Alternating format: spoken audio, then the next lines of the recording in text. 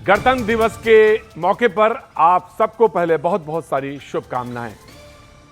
आज इस खास मौके पर हम लेकर आए हैं समाज के वो चेहरे जिन्होंने न सिर्फ अपने काम से नजीर पेश की, बल्कि वो तमाम सारे लोगों के लिए प्रेरणा स्रोत बनकर खड़े हैं। इन असली हीरो को ना तो नौकरी की भागदौड़, ना घर परिवार की दिक्कतें और ना रिटायरमेंट की परेशानी बाधा बनकर खड़ी हुई। इन्होंने समाज से ही प्रेरणा ली और समाज को ही भरपूर लौटाने का मिशन लेकर वो आए हैं। ये वो चेहरे हैं जिन्होंने समाज के लिए, पर्यावरण के लिए, शिक्षा के लिए, स्वास्थ्य के लिए अपना जीवन समर्पित कर दिया। ये सच है कि अगर आपके अंदर जज्बा है तो आप हर बाधा पार कर सकते हैं। आज हमारे स्टूडियो में मौजूद हैं ऐसे ही चुनिंदा प्रेरणा स्रोत, और उनकी कहानियां न सिर्फ सफलता, संघर्ष, समर्पण और उम्मीद की हैं, बल्कि ये वो कहानियां हैं जो लगातार बगैर थके अपने लक्ष्य की तरफ बढ़ रहे हैं। गणतंत्र का असली मतलब है हर नागरिक की आवाज एक ताकत बनकर समाज और राष्ट्र को मजबूत करे और 2047 के लिए विकसित भारत का सपना साकार हो सके। राइट साइड में तो आप वो देख रहे हैं जो हमारे गणतंत्र की तस्वीर है, एक उम्दा तस्वीर है हमारी सैन्य शक्ति के साथ जहां पे हम मौजूद हैं वो है। लेकिन आज हम स्टूडियो में आपको जो सबसे पहली कहानी सुनाने जा रहे हैं और दिखाने जा रहे हैं, बताने जा रहे हैं, वो है सब इंस्पेक्टर किरण सेठी की। सबसे पहली कहानी किरण सेठी की। स्टूडियो में मौजूद है हमारे साथ दिल्ली पुलिस की लेडी सिंघम के नाम से मौजूद सब इंस्पेक्टर किरण सेठी। किरण दिल्ली के जीबी रोड पर श्रद्धानंद मार्ग के पिंक वुमेन पुलिस पोस्ट के इंचार्ज हैं।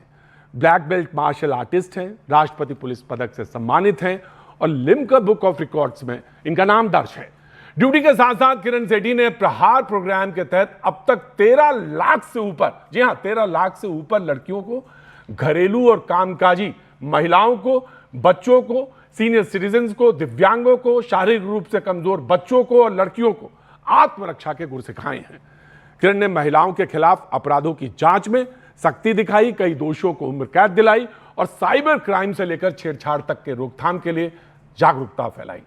किरण की मेहनत और लगन से हजारों लड़कियां अब आत्मविश्वास से जी रही हैं और समाज में सामने खड़ी होकर मौजूद हैं। आपका पहले बहुत बहुत स्वागत है। जय हिंद। जय हिंद। मैं आपसे जानना चाहता हूं कि अब तक आपने रेड लाइट एरिया से कितनी लड़कियों को मुक्त कराया है और वो समाज में क्या कर रही है? देखिए, रेड लाइट एरिया में जब पहली महिला पुलिस चौकी को खोला गया तो इसका उद्घाटन हमारे माननीय दिल्ली के उपराज्यपाल श्री वी.के. सक्सेना जी ने किया और जो हमारे सीनियर ऑफिसर्स थे उन सबका एक ही मुहिम थी कि महिलाएं और बच्चे कभी भी पुलिस स्टेशन में आने में घबराए नहीं। तो क्योंकि ये रेड लाइट एरिया है तो मेरा ये काम था कि यहाँ पे देह व्यापार ना हो, नाबालिग लड़कियों की खरीद फरोख्त ना हो।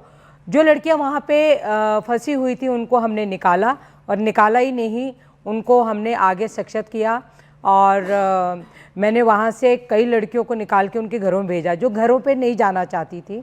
तो वो समाज में उनको एक्सेप्ट करने को लेकर उनके अंदर हिचक थी क्या? नहीं, कई बार जैसे एक लड़की ने कहा कि मैं अपने घर जाके क्या मुंह दिखाऊंगी, वो एक लड़के के प्यार में फंस गई और यहाँ पे वो उसको बेच गया था। तो उसको हमने हिम्मत दिलाई और जब तक वो 18 साल की नहीं हुई उसे छोटे छोटे स्किल डेवलपमेंट के कोर्स कराए। 18 साल पे होने के बाद एक 5 स्टार होटल से उसको केक बेकिंग का कोर्स कराया। आज वो नौकरी कर रही है। अब वो गर्व से कह सकती है कि मैं कुछ काम के लिए यहाँ निकली थी। मैं एक सवाल आपसे पूछना चाहता हूँ, क्योंकि आप पुलिसिंग डिपार्टमेंट में पुलिस हैं, आपको उसमें इंस्पेक्टर हैं और ऐसे एरिया में पोस्टेड हैं जहाँ पे तमाम सारे लोगों से आपका रूबरू होती हैं।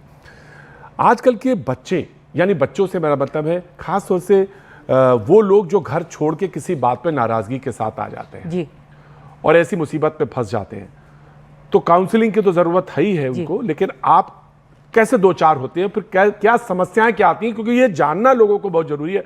किसी बात पे परिवार से नाराज हुए और घर छोड़ दिया। जी, क्योंकि देखिए मुझे 38 ईयर हो गए हैं दिल्ली पुलिस में। मैं जैसे रेप और पॉक्सो केसेस की इन्वेस्टिगेशन करती हूँ तो बच्चों के साथ बहुत कनेक्ट रहती हूँ और सेल्फ डिफेंस कराती हूँ तो लड़कियों के साथ बहुत कनेक्ट रहती हूँ और मैं खुद 5 सब्जेक्ट में MA हूँ। तो मैंने मास्टर्स सोशल वर्क भी किया हुआ है, लॉ की कंप्लीट की है मैंने पढ़ाई।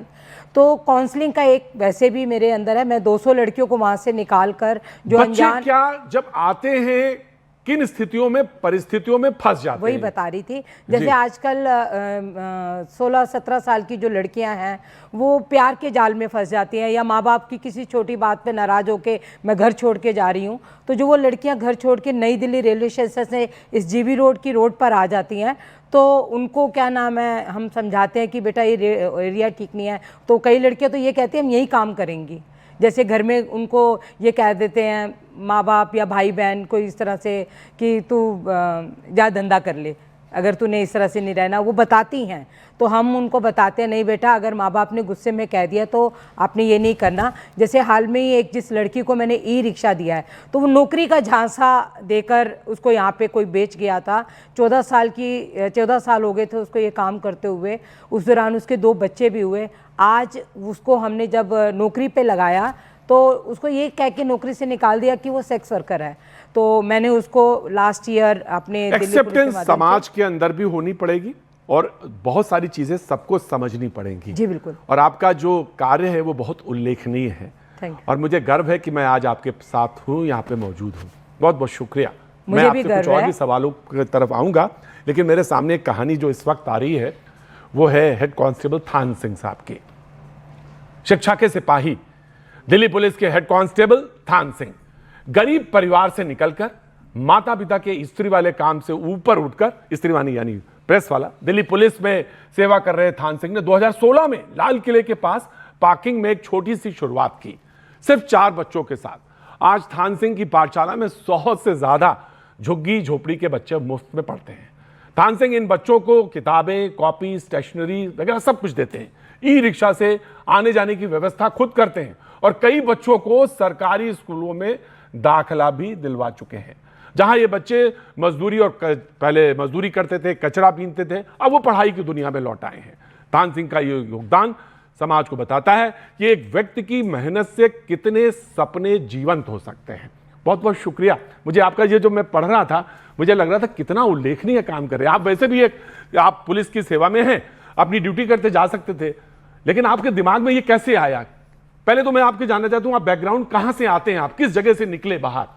सर मैं जे कॉलोनी से निकला हूँ, जहाँ पर ऐसा माहौल देखा है मैंने, तो बस झुग्गी झोपड़ी हो सर, वहाँ से निकल के आया हूँ सर। और लोगों ने खूब मजाक उड़ाया। वहाँ से हम तीन बच्चे दिल्ली पुलिस में निकले हैं उसी झुग्गियों से सर। तो बड़ी एक जब आया तो एक दिल में एक तमन्ना थी वर्दी पहनने की, और जब वर्दी पहनी तो एक दिल में एक तमन्ना थी सेवा करने की, देश सेवा करने की। जब देखा कि ये ऐसे बच्चे घूम रहे हैं, जब मेरी पोस्टिंग आई तो देखा तो बच्चे, सर कौन सा बच्चा ऐसा जो चाहता है कि मैं नहीं पढ़ूं? सब बच्चे चाहते हैं पढ़ लें। अगर उनकी शिक्षा मिल जाए तो वो गलत काम पे क्यों जाएंगे? बस गलती यह है कि उनके माँ बाप नहीं पढ़े, उनके कोई परिवार में पढ़ा लिखा ही नहीं। जब उनसे पूछा कि आप पढ़ना चाहते हो, तो उनके मुंह से सबसे पहले आवाज़ यही आई कि हाँ हम पढ़ना चाहते हैं। तो उनसे बड़ी रिक्वेस्ट करी कि बेटा, उन्होंने कहा अंकल जी हम नहीं पढ़ेंगे, क्योंकि सर पुलिस के प्रति विश्वास दिलाया उन्हें कि पुलिस आप सबके लिए बेटा। फिर जब रात को मैं उनके घर गया, उनके माँ बाप को समझाया, मैंने कहा मैं आपके इन बच्चों को एक छोटी सी शिक्षा देता हूँ, जिससे कि ये बच्चे जो पैसे मांग रहे हैं, बोतल बिन रहे हैं, तो ये ना करें। कचरा बिन रहे हैं, और कई बच्चे गुटखे खा रहे थे सर। तो सर उन बच्चों को 5 बच्चों से लाके मैंने मंदिर में बैठाया। मंदिर में बैठाने के बाद उन्हें खाली कुछ नहीं करा, 15-20 दिन, 1 महीना, खाली कभी चिप्स, कभी कुरकुरे, कभी बिस्किट, खाली क्योंकि मुझे उस आदत से छुड़वाना था सर। जो ये पाठशाला एक मंदिर में है सर, और जब वो मंदिर उनके लिए वो एयर कंडीशनर से कम नहीं थी सर उनके लिए। वो जब उन्होंने बाद में बोला 1 महीने बाद कि सर अब हमें कॉपी किताब तो दो, मैंने कहा अब आ गई ये लाइन पे सर। 14-14 साल की उम्र में उन बच्चियों की शादी हो जाती थी, 15 साल की उम्र में उनके हाथ में एक बच्चा, और 16 साल की उम्र में तसला। वो बच्चियां देखी थी सर, सारी बच्चियां पढ़ना चाहती थी। किसी की माँ नहीं है, किसी के पिता नहीं है, तो सब ने एक भरोसा जताया सर। आज के टाइम में सपना दुनिया दिखाने जा रही है, मगर सपनों को पूरा करना बहुत मुश्किल है सर। तो सर मैंने तो यही सोचा ज़िंदगी में कि मैं अपने लिए दुनिया जीती है, दूसरों के लिए जीना सीखो। थान सिंह, कभी ऐसा भी हुआ कि किसी ने कहा कि आप सड़क पे जा रहे हो और किसी ने कहा अरे ये तो थान सिंह अंकल हैं बच्चों के, और कभी किसी ने ऐसा कुछ कहा आपसे कभी? क्योंकि अब तो आप बहुत सारे लोग आपको जानते हैं, बहुत सारे लोग कहते हैं। सर काफ़ी लोग जानते हैं, जैसे कि अभी कहीं भी कभी कंबल वगैरह हम थोड़े बहुत डिस्ट्रीब्यूशन करवाने गए, मैंने कहा रात को देखा कई लोग रोडों पे लेटे हुए हैं, तो उन बेचारों को कंबल दिए, तो वहाँ पर जो बच्चे थे उन्होंने देख के पहचान लिया कि ये तो वही थान सिंह अंकल, अंकल जी आपका तो स्कूल चलता है। मैंने कहा हाँ बेटा, अंकल जी आप हमारे यहाँ, हमें भी पढ़ना, आप हमारे यहाँ खोल सकते हो? तो मैंने कहा बेटा बिल्कुल खोलता हूँ, तो मैंने वहीं खोल दिया। सर वो बच्चे स्कूल जा रहे मगर वहाँ तक पहुँच नहीं पा रहे, उनके माँ बाप जरा सी कोशिश और प्रयास करें तो बच्चे पहुंच भी जाएंगे। तो वो प्रयास मैंने, हमारे सीनियर अफसरों ने, सब ने मेरा सपोर्ट किया है। सर अगर उन बच्चों को अच्छी शिक्षा दी जाए तो बच्चे वो क्राइम से दूर रहेंगे और एक समाज में रहने लायक इंसान बन सकेंगे। क्योंकि अगर आप बचपन में उनके हाथ में कलम और शिक्षा का ज्ञान दे दो तो क्यों वो गलत कदम। थान सिंह जी, एक चीज़ मुझे मालूम है, क्योंकि मैं भी खबर की दुनिया में ही हूँ और बहुत सारी चीज़ें देखता रहता हूँ, और ये खबर भी बीच में आई थी, आपका भी नाम आया उसमें, आपने जिस तरह से जिदारी के साथ काम, जज्बे के साथ किया। जब ये लाल किले के पास विस्फोट हुआ अभी कुछ हाल ही में, जी सर, तो आपके कंधों पे वो लोग थे जो घायल थे, उनको पहुंचाने का काम कर रहे थे आप? सर वो तो बड़ा भयंकर माहौल था सर, किस तरीके से लोग बाग चिल्ला रहे थे, आवाज़ें आ रही थी, पता नहीं चल रहा था पेट्रोल में कौन सी टंकी कब फट जाए, कौन सा सिलेंडर कब फट जाए। बस सर आंख बंद करके घुस गया था सर, चीथड़ थोड़ा दिमाग इधर भी लगी हुई है चोटें, मगर सर जी अपनी जान की चिंता ही नहीं थी सर। किसी ने कहा नहीं आपसे, कुछ बोला नहीं? क्योंकि आप तो कहीं और रहे होंगे या कहीं और ड्यूटी पे होंगे। वहीं था सर। अच्छा, वहीं उसके 50 कदम आगे चले गया था, बस वहां से भागते सबसे पहले 20 सेकंड के अंदर 20-25 सेकंड में पहुंचने वाला इंसान मैं ही था। वहां एकदम अंधेरा, एकदम सन्नाटा, लोग बाग चिल्ला रहे हैं, उनको तुरंत, क्योंकि मुझे डर था कि कहीं और ना हो, तो जो बेचारे फंसे हुए थे उन लोगों को निकाल के सर, सबसे बड़ा मैं धन्यवाद अपनी जो वहाँ की जो लोकल परिवार, जो हमारे कहते हैं हम दिल्ली पुलिस के आंख नाक कान, उन लोगों ने हमारा बहुत साथ दिया। जो वहाँ की लोकल जनता थी, उन्होंने जब देखा कि पुलिस वाले, लोगों को आपने अस्पताल पहुंचाया? सर 15 से 20 लोगों को अपने हाथ से हॉस्पिटल पहुंचाया सर। वहाँ के बैटरी रिक्शे वाले, ऑटो वाले, सर पता ही नहीं चला था वो मंजर कैसा था, उठा के हॉस्पिटल भिजवाते गए, उठा के हॉस्पिटल भिजवाते गए। सब कुछ हमने क्लीन कर दिया था सर वहाँ पर, सबको फैसले, यानी कि पहली जो फर्स्ट अपॉर्चुनिटी वो पहुँचा दी थी हॉस्पिटल। आपके उदाहरण, आपके कार्य, हमें आप पर नाज है सर। बस धन्यवाद सर, बस मैं हमें आप पर नाज है। बस सर यही चाहता हूँ मैं तो, बस सर उन बच्चों को जिस तरीके से मैंने तो शिक्षा का एक माध्यम चुना है, उन बच्चों के सपने पूरे हो जाएं बस। अरे जनाब, वो बच्चे पिलर बनेंगे, स्तंभ बनेंगे, समाज में खड़े जब होंगे ना, तो वो ये याद करेंगे कि समाज ने उन्हें दिया, वो कहाँ थे, समाज ने उनको दिया और अब हमें भी लौटाने की बारी है। और यही प्रेरणा बनती है, यही रिंग बनता है और यही सीरीज बनती है। इस साल उसी में से जो बच्चे कभी स्कूल नहीं गए थे, जिनको लोग कहते थे कि कभी कुछ नहीं कर पाएंगे, क्यों इनके लिए परेशान हो रहा है, सर 20 बच्चों ने टॉप किया स्कूलों में सब। Thank you. और तीसरे हमारे उदाहरण, तीसरी हमारी नज़ीर जो आज स्टूडियो में बैठे हैं, वो हैं समाज सेवी और दादी की रसोई के संस्थापक अनूप खन्ना जी। नोएडा के सेक्टर 29 में 2015 से लगभग 10 साल से अनूप जी ने दादी की रसोई शुरू की। इस अनोखी पहल में गरीब, जरूरतमंद और भूखे लोगों को सिर्फ 5 रुपए में आप भरपेट घर जैसा पौष्टिक खाना खिलाते हैं। उसमें चावल दाल से शुरू हुई थी ये बात रसोई, और आज रोजाना सैकड़ों लोगों को मिठाई समेत गर्मा गर्म खाना ये परोसते हैं बिना किसी चंदे के दबाव के। लोग खुद सहयोग देते हैं इन्हें। राष्ट्रपति रामनाथ कोविंद और द्रौपदी मुर्मू जी ने सम्मानित हैं। केबीसी पर आप पहुंचे, अमिताभ बच्चन जी से इनकी तारीफ की और देश दुनिया में इनकी पहचान है। अनूप जी ने साबित किया कि भुखमरी को छोटे छोटे कदमों से रोका जा सकता है और समाज इसके लिए आगे खड़ा हो सकता है। मैं आपको दिल से और बहुत सारी शुभकामनाएं देता हूं। और आज इस गणतंत्र दिवस के इस मौके पर मैं आपके पास पहुंच के, आप हमारे यहाँ आके आपने हमको बहुत सम्मानित किया है और मैं चाहता हूं कि आपकी जो ये प्रेरणा समाज में है वो इसी तरह दिन रात चौगनी आगे बढ़ती जाए। बहुत बहुत शुक्रिया sir, thank you so much. ये कैसे दिमाग में आया कि एक तो पैसा लेना है 5 रुपए, अब सवाल ये भी हो सकता है क्यों 5 रुपए, लेकिन 5 रुपए क्यों लेने हैं, और दूसरी बात, जवाब तो मुझे पता है लेकिन फिर भी मैं जानना चाहता हूं कि 5 रुपए क्यों, और ये कहां से शुरू हुआ और ये कहां तक पहुंचा, अब ये कितना बड़ा रसोई है, कितनी बड़ी रसोई है ये? एक्चुअली बहुत छोटा सा कंसेप्ट था। हाँ।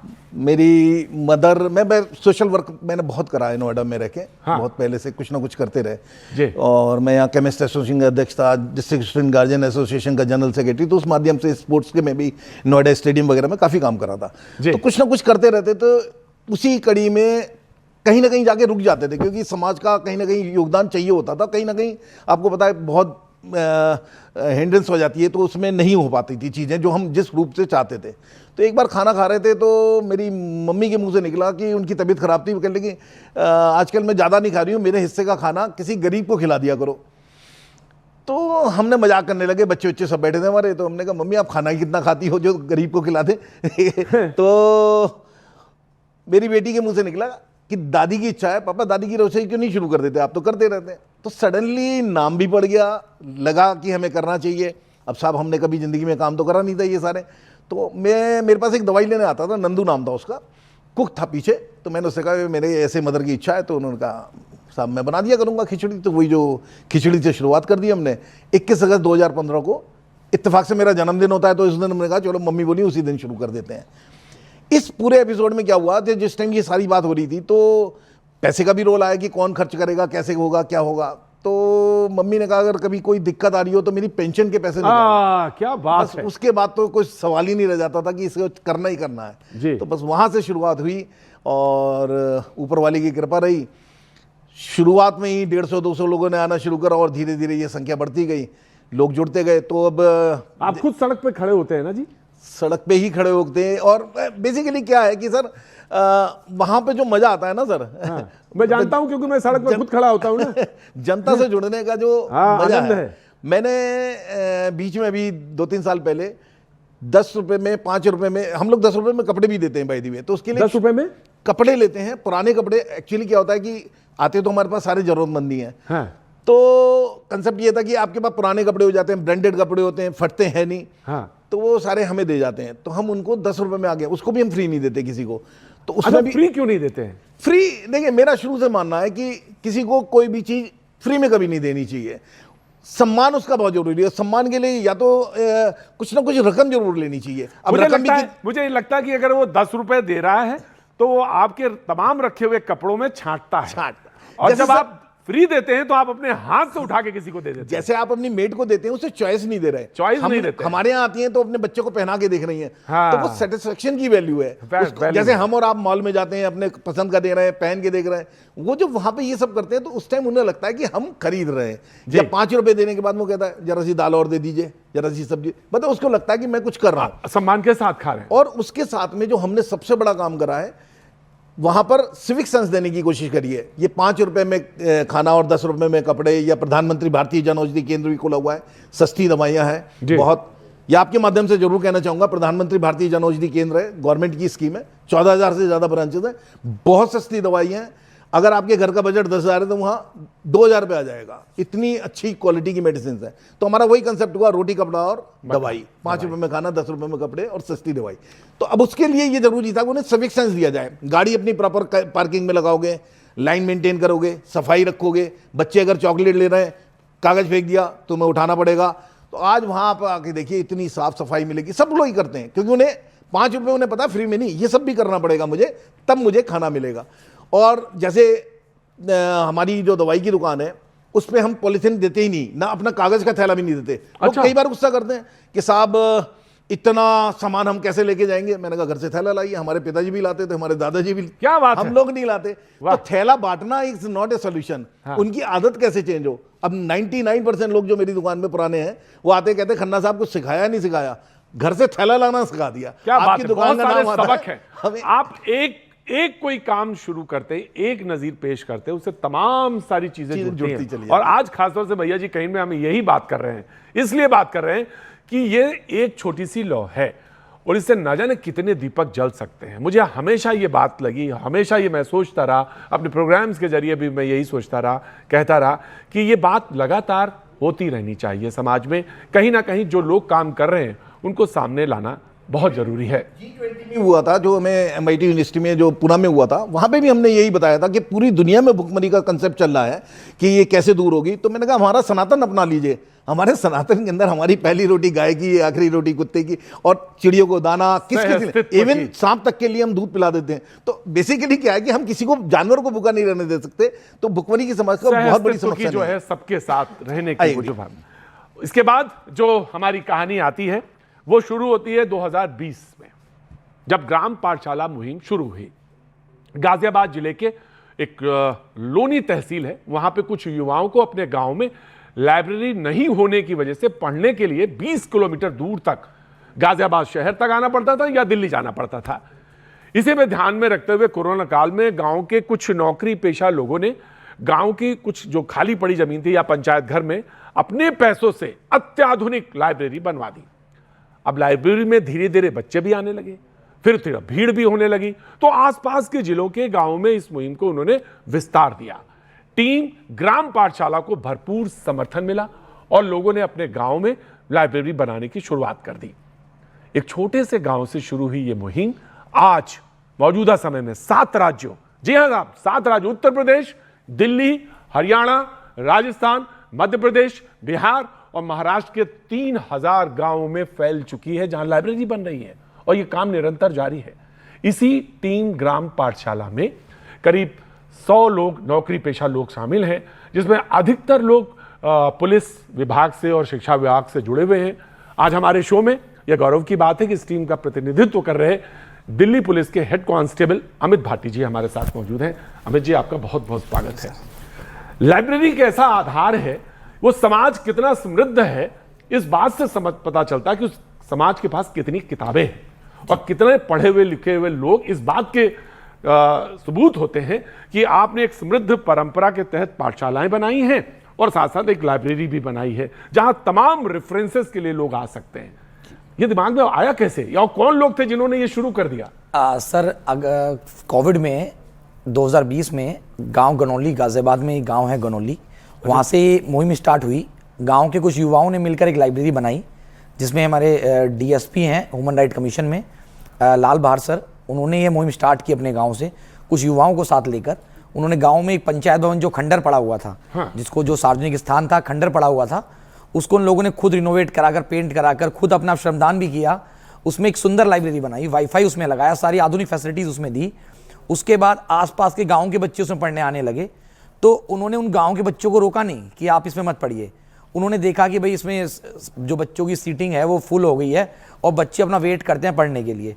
तो उन्होंने अपने गांव से बाहर निकलकर उनके गांव पूछे कि आप किस किस गांव से आते हैं, और फिर उन गांव में गए, जाकर उन गांव के लोगों से, जो प्रबुद्ध लोग हैं, उनसे बात की।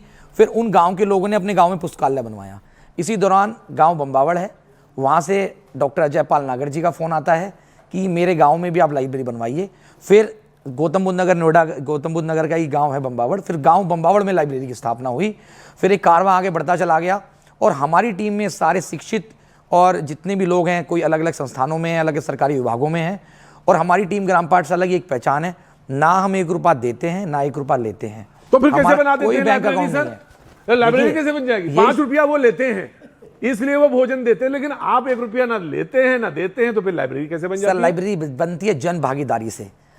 पूरे देश में, तो सोसाइटी में एक सबक भी देते हैं सर। पूरे देश में सरकार ने हर गांव के अंदर ग्राम पंचायत भवन बनाया है, कहीं बारात घर बनाया है, और इवन कि जब वो बिल्डिंग आज वहाँ खंडर हो गई है, शराबियों का अड्डा बन चुकी है, हाँ जी, तो कहीं ना कहीं हम लोगों ने गांव जाके, जब भी जिसको मतलब एक मैसेज डलता आरडब्ल्यू ग्रुप पे और हमारे टीम ग्राम पाठशाला के ग्रुप पे कि इस दिन इस गांव में जन जागरण का कार्यक्रम है। जिनको भी टाइम मिलता है, अपने ड्यूटी से टाइम मिलता है, संडे को ही हम लोग रखते हैं, छुट्टी वाले दिन। अच्छा, चाहे ये ग्राम पाठशाला का प्रोग्राम है? हाँ जी, कि इस गांव में प्रोग्राम है, जन जागरण का प्रोग्राम है, आप आइए और सहयोग कीजिए। हम लोग उस गांव में जाते हैं, वहां के लोगों से मिलते हैं। उन्हें दिखता है कि उनके बीच कोई पुलिस में नौकरी कर रहा है, कोई डीएसपी है, कोई डॉक्टर है, कोई इंजीनियर है, कोई कुछ है। तो उन्हें दिखता है कि पहली बार शिक्षित लोग, मतलब पहली बार गांव में एक ऐसी टीम आई है जो कुछ मांगने नहीं आई, कुछ देने आई है। उन्हें लगता है कि शिक्षित लोग आपके गाँव में आए हैं, उनको बताते हैं कि ये पंचायत भवन है, खंडर बन चुका है। तो हम गाँव के लोगों से बात करते हैं कि देने को तो पैसा आपको हम किसी CSR फंड से भी दे सकते हैं, परंतु जब आपका कॉन्ट्रीब्यूशन लगेगा और जो लोग पैसा नहीं देते, सर आप शॉक्ड हो जाएंगे, जो गरीब आदमी पैसा नहीं देता वो उस लाइब्रेरी में श्रमदान करता है, और वह लाइब्रेरी जन भागीदारी से सार्वजनिक स्थान पे तैयार होती है। कहीं मंदिर में है, कहीं धर्मशाला में है, कहीं अपना मस्जिद में लाइब्रेरी चल रही है, और एक एक बच्चों को जब पता होता है कि मेरे पापा के पैसों का बल्ब लगा है, मेरे पापा ने इसमें श्रमदान किया है, तो सब बच्चे मिलजुल कर उस लाइब्रेरी में पढ़ते हैं। और इवन एक और बदलाव होता है सोसाइटी के अंदर कि जिन जिन गाँव में लाइब्रेरी खुली है उन सब गाँव में क्राइम रेट कम हो गया है।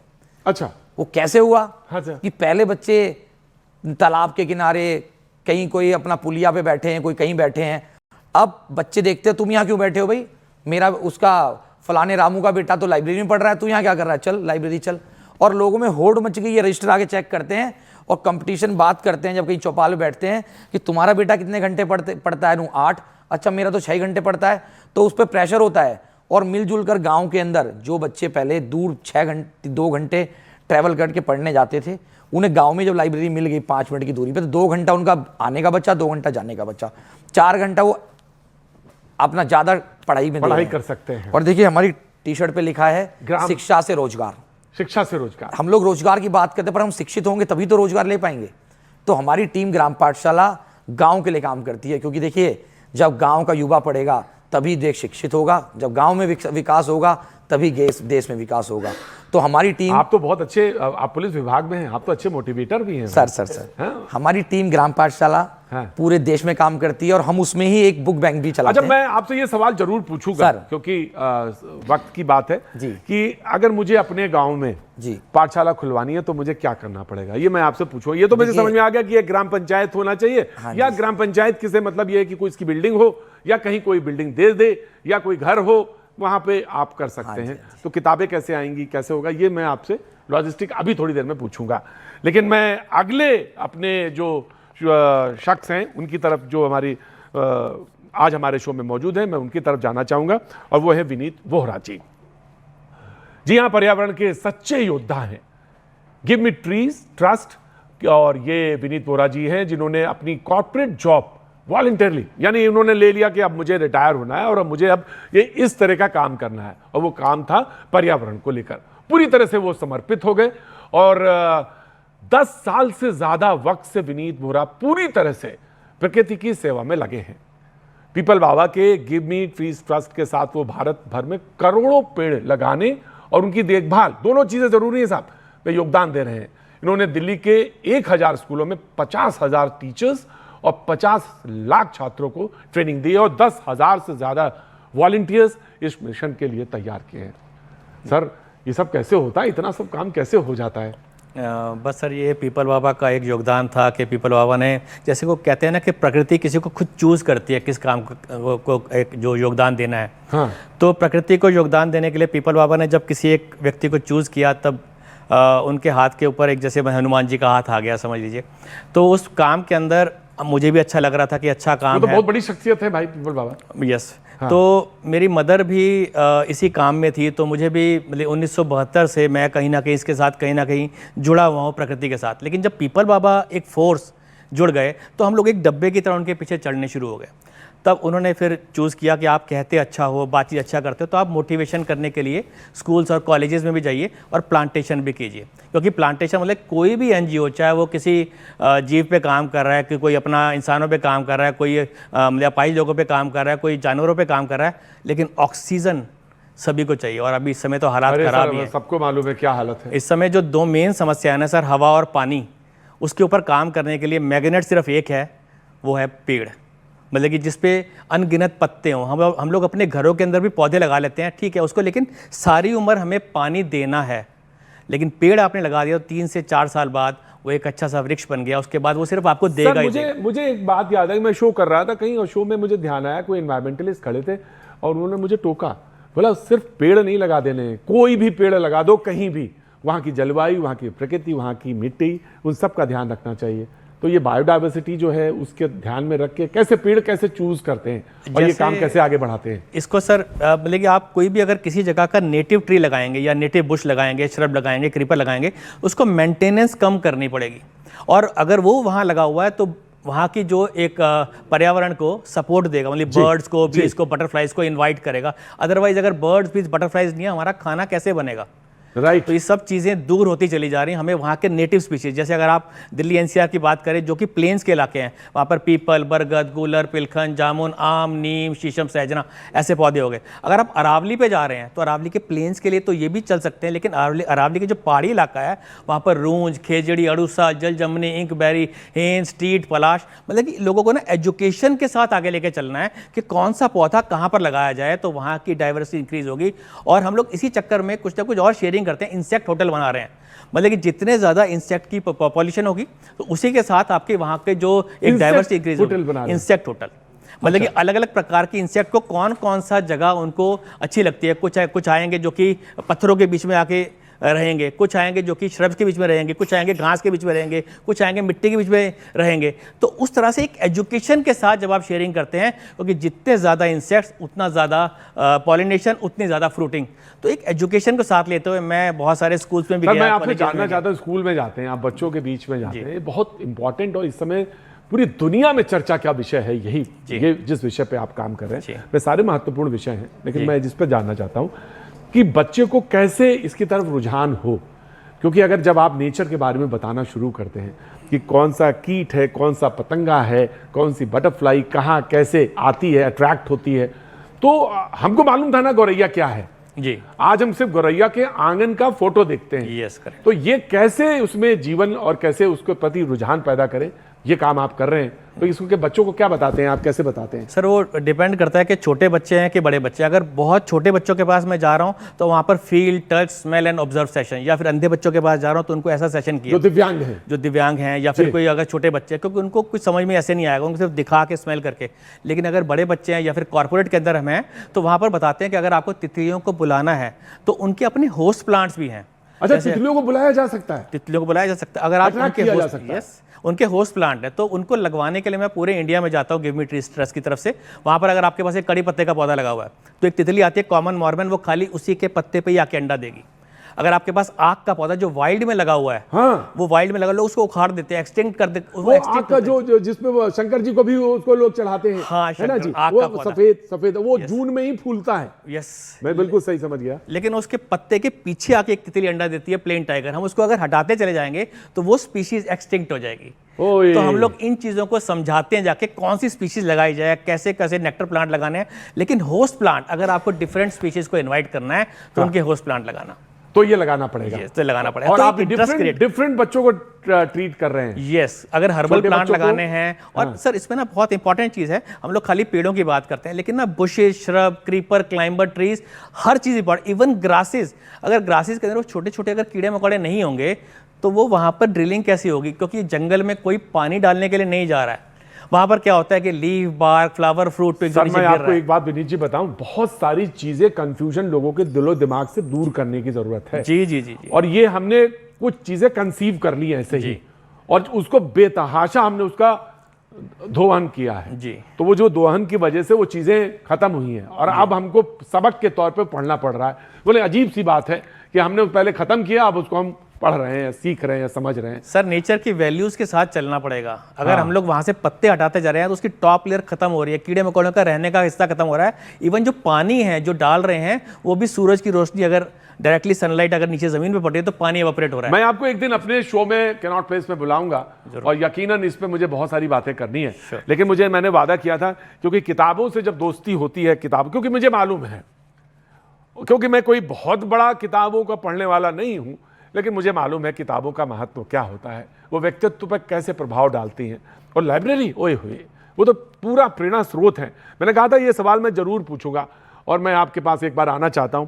अगर मुझे अपने गांव में एक लाइब्रेरी बनानी है, ठीक है, मुझे ये तो पता चल गया कि इनके फ़ोन नंबर की ज़रूरत नहीं है, क्योंकि अगर मुझे घर में, गांव में रसोई शुरू करनी है या शहर में रसोई शुरू करनी है तो यू जस्ट नीड इंस्पिरेशन, जो इन खन्ना साहब ने दे दी। आप शुरू कर सकते हैं, बाहर जाइए और बनाइए और डिसिप्लिन हो जाइए और इको फ्रेंडली वे से उसको शुरू कर दीजिए। लेकिन अगर मुझे लाइब्रेरी शुरू करनी है तो कैसे शुरू करें, आप कैसे मदद करेंगे? आपका एनजीओ मदद कर सकता है? सर देखिए, हमारी टीम ग्राम पाठशाला के जितने भी राज्यों में हम लोगों ने लाइब्रेरी खुलवाई है, हमारी टीम से अगर कोई कांटेक्ट करता, सारी सोशल मीडिया पे हमारे नंबर्स अवेलेबल हैं। क्या नाम है उसका? ग्राम पाठशाला। ग्राम पाठशाला। अच्छा, ये ग्राम पाठशाला अगर हम लिखेंगे हिंदी में टाइप करेंगे ग्राम हिंदी पाठशाला। में टाइप करेंगे, बहुत हाँ, अच्छी बात है। जी। हिंदी में टाइप करेंगे ग्राम पाठशाला, तो फेसबुक आपका, फेसबुक खुल YouTube, जाएगा, ट्विटर, सब सब आ इंस्टाग्राम, जाएगा, सब जगह आता है। अच्छा, और वहां से कांटेक्ट नंबर आप लीजिए। हाँ। और आप कांटेक्ट करते हैं तो उस राज्य में पहले हम लोग देखते हैं हमारी टीम का कौन मेंबर हमसे जुड़ा है, हाँ, तो हम उनको वहां भेजते हैं। नहीं होता तो हमारी टीम के लोग फिर तय करते हैं कि ये लोग अपने ऑफिस से लीव लेंगे, हाँ। और टिकट करा के वहां जाते हैं ट्रेन से, हाँ। और उसके बाद उनके गांव में जाके उनको मोटिवेट अच्छा, वो करते हैं, डिजिटल जोड़ते हैं। लिखोगे। देखिए हम जिस एज में रह रहे हैं, अब उस एज में हम ये सोच के चलें कि हमारी लाइब्रेरी जो बने वो 25 साल के लिए बने, और 25 साल के हिसाब से बिल्कुल इफेक्टिव बने, जिसमें डिजिटल भी हो। लाइब्रेरी तो आजकल डिजिटल लाइब्रेरीज हैं, तो उसका भी कुछ आप प्रबंध करते हैं? सर उसके लिए मैंने कहा कि हमारी टीम ग्राम पाठशाला ना 1 रुपया देती ना लेती, हम उनको मोटिवेट करते हैं। और रियल में बताऊं आपको, कई गांव में ऐसा हुआ है कि जो गांव के युवाओं ने, देखिए आप नॉर्मल कोई मैसेज डालो कि गांव में आजकल क्या चलता है, भंडारा चल रहा है, कुछ चल रहा है, उसके लिए मैसेज डलता है तो जल्दी लोग कनेक्ट नहीं होते। पर जब गांव के ग्रुप में लोगों ने मैसेज डाला कि भाई इस गांव में लाइब्रेरी बनी, उसके लिए कंट्रीब्यूशन हो रहा है, तो यूएस से, यूके के जो लोग गांव छोड़ के 20 साल 30 साल पहले चले गए, उन लोगों ने कहा पुस्तकालय बन रहा है, तो इवन उन लोगों ने वहां से भी कंट्रीब्यूशन किया और वो लाइब्रेरी आगे बढ़ी। इवन एक और मैं बताऊं आपको, टीम ग्राम पाठशाला में जब कोविड हुआ तो हमारे पास जितनी लाइब्रेरी हमारी थी, 1000 से 1500 लाइब्रेरी थी, हम लोगों ने एक मैसेज डाला RW ग्रुप, अपने ग्राम पाठशाला वाले ग्रुप पे, और कनेक्ट किया, तो सभी लाइब्रेरीज को हमने कोविड सेंटर में कन्वर्ट कर दिया।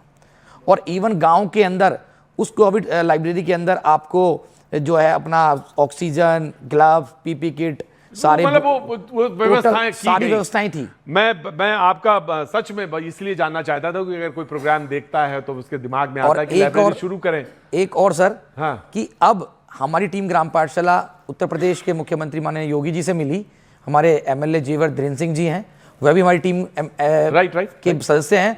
उन्होंने भी घोषणा की है कि पूरे प्रदेश की पहली विधानसभा जेवर होगी जिसके एक एक गांव का खुद का पुस्तकालय मैं तो चाहता हूं कि सिर्फ यही नहीं, मैं तो अगर ये बात कह रहा हूं कि केरल से लेकर तमिलनाडु और लेह लद्दाख तक की बात कर रहा हूं, कि वहां तक के बच्चे, ईस्ट में बात कर रहा हूं, नॉर्थ ईस्ट की बात कर रहा हूं, और गुजरात तक की बात कर रहा हूं, कि कोई अगर देख रहा है प्रोग्राम तो उसको ये प्रेरणा मिले।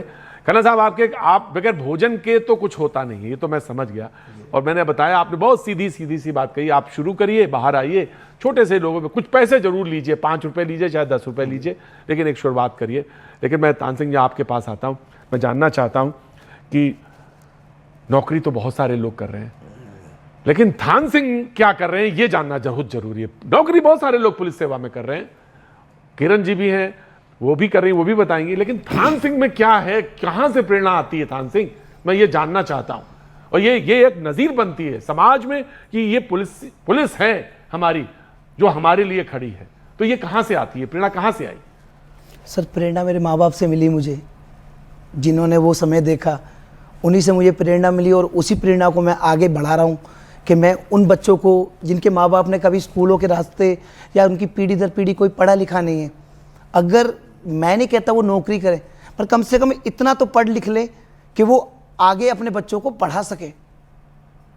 सर पढ़े लिखों को तो कोई भी कलम पकड़ा देता है, जो बच्चा कभी पढ़ाई नहीं करी हो, जिसने कभी स्कूल की शक्ल ना देखी हो, उसको कलम पकड़ाना, फिर उसके साथ उसको, सर पुलिस एक इतना प्लस पॉइंट ये है कि उन्हें विश्वास होता है कि हमारा बच्चा सही जगह जा रहा है, उन्हें थोड़ा सा डर भी होता है कि पुलिस है। आज कितने बच्चे हैं आपके पास? सर मेरे पास 130 बच्चे अलग है, 50 बच्चे अलग हैं, यानी कि 200 से ऊपर बच्चे हो जाएंगे सर। और उसको सब मैनेज कर रहे हैं आप? सर ये देखिए ना, अगर आप कोई भी एक अच्छा कार्य करोगे, गुरुद्वारा शीशगंज साहब से जब मैंने उनसे लंगर के लिए बात करी तो उन्होंने कहा कि अगर हम 20,000 लोगों को लंगर खिला सकते हैं तो थान सिंह तुम्हारे बच्चों को खाना देने में, प्रसाद लंगर देने में क्या दिक्कत है? तो मेरे डेली लंगर मेरा उन शीशगंज गुरुद्वारे से आता है उन बच्चों के लिए सर। और शिक्षा के लिए, टीचरों के लिए माता सुंदरी कॉलेज, NSS की वॉलंटियर, आप अगर कभी भी कोई, और सर लाने ले जाने के लिए व्यवस्था देखिए सर, जब उन्होंने देखा कि जब बाहर जो रिक्शा चला रहे, जब उन्होंने देखा कि एक पुलिस वाला ऐसे ऐसे बच्चों के लिए ये काम कर रहा है, तो यार हम क्यों नहीं करें? तो सर बच्चों को जी आपकी कहानी बहुत प्रेरणा वाली है। मैं भी आप शो में बहुत जल्दी आपको फिर से एक बार आमंत्रित करूंगा, जो बात करेंगे। और लड़कियों को खास तौर से कुछ कहना चाहती हैं जो घर से नाराज होकर निकल जाती हैं? Very short. जी बिल्कुल, मैं लड़कियों को ये कहना चाहूँगी कि आपके सबसे अच्छे वेल विशर आपके माता पिता हैं, आपके गुरु हैं, उनकी बात को सुनिए, और वो कभी आपका बुरा नहीं चाहते। आप अनजान लोगों के साथ दोस्ती करके या घर में उनको मुझे आज सच में आज बहुत अच्छा लगा। और आप सारे लोग प्रेरणा स्रोत हैं। मैं आपको सबको नमस्कार करता हूं, शुभकामनाएं देता हूं। और ये प्रोग्राम मैंने एक छोटे से कॉमा के साथ ख़त्म कर रहा हूं आज सिर्फ, लेकिन मैं लगातार ऐसे समाज में जो होते कर रहे हैं लोग, उनसे प्रेरणा लेने के लिए ऐसे लोगों को बुलाता रहूँगा। बहुत बहुत शुक्रिया, थैंक यू सो मच, बने रहिए हमारे साथ।